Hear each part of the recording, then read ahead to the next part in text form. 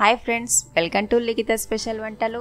ఈరోజు మనం సింపుల్గా టేస్టీగా ఉండే పాలకూర పప్పును చేసుకోబోతున్నాం ఫ్రెండ్స్. ఎలా తయారు చేసుకోవాలో ఈ వీడియోలో చూపిస్తాను. ముందుగా మనం స్టవ్ ఆన్ చేసుకొని కడాయిని పెట్టేసుకోవాలి. 1 టేబుల్ స్పూన్ నూనె వేసుకోవాలి. 10 పచ్చిమిర్చిని తీసుకొని ఇలా మధ్యలో ఘాటు పెట్టుకోవాలి ఫ్రెండ్స్. ఇప్పుడు అందులో వేసుకొని పచ్చిమిర్చిని వేయించుకోవాలి. పచ్చిమిర్చి కొద్దిగా వేగాక ఇప్పుడు 8 వెల్లుల్లి రెబ్బలు వేసుకొని వేయించుకోవాలి. ఇలా వేయించుకొని మిక్సీ పట్టుకోవాలి ఫ్రెండ్స్. కొద్దిగా చల్లారాక వీటిని తీసి పక్కన పెట్టేసుకోండి. ఇప్పుడు మనం ఒక గిన్నెను పెట్టేసుకొని అందులో 3 గ్లాసుల నీళ్ళని పోసుకోవాలి. మూతను పెట్టేసుకొని కొద్దిసేపు మరిగించుకోవాలి నీళ్ళని.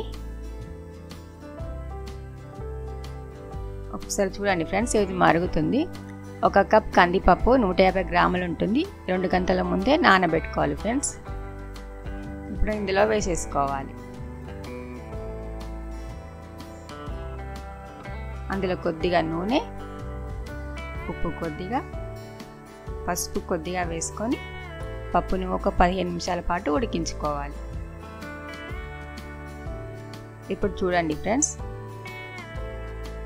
ఒకసారి ఇలా కలుపుకొని పప్పు ఉడికిందో లేదో చూసుకోండి. పప్పు ఉడికింది ఫ్రెండ్స్.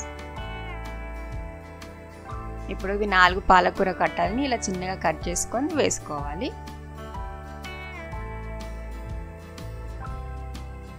అందులోనే మనం మిక్సీ పట్టుకున్న పచ్చిమిర్చి పేస్ట్ని వేసుకోవాలి. వేసుకొని ఇలా మొత్తం ఒకసారి కలుపుకోవాలండి.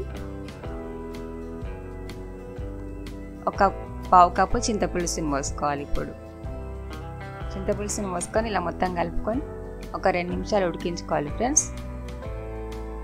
ఇప్పుడు మనం పోపు వేసుకోవాలి. ఇక కడాయిని పెట్టేసుకొని అందులో 2 టేబుల్ స్పూన్ల నూనె, కొద్దిగా జీలకర్ర, 4 ఎండుమిర్చి వేసుకొని కొద్దిసేపు ఇలా వేయించుకోవాలి. 1 రెబ్బ కరివేపాకును వేసుకోవాలి. పసుపు కొద్దిగా వేసుకొని ఇలా కలుపుకోవాలి. మనం ఉడికించుకున్న పాలకూర పప్పులో ఈ పోపు వేసుకోవడమే.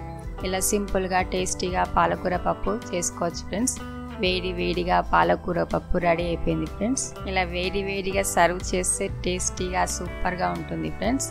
నచ్చితే లైక్ చేయండి, షేర్ చేయండి, సబ్స్క్రైబ్ చేసుకోండి.